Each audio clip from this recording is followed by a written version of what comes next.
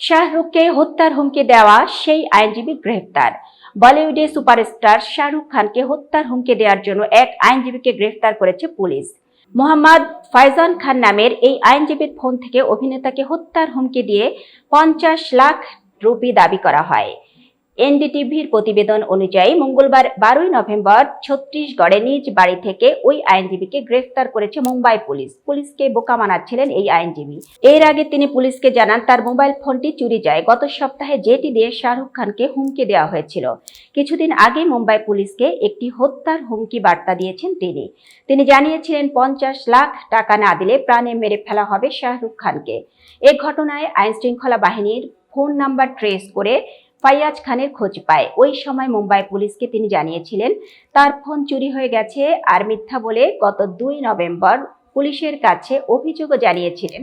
Mumbai police তদন্তের স্বার্থে হাজিরা দিতে বলেছিলেন ওই আইনজীবীকে, কিন্তু হাজিরা না দেওয়ায় তাকে গ্রেফতার করে পুলিশ।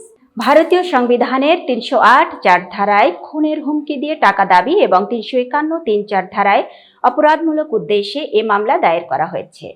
এতক্ষণ বার্তা বৈঠকে সাথে থাকার জন্য ধন্যবাদ। নতুন নতুন তথ্য ও সংবাদ পেতে বার্তা বৈঠকের ইউটিউব চ্যানেল ও ফেসবুক পেজের সাথেই থাকুন।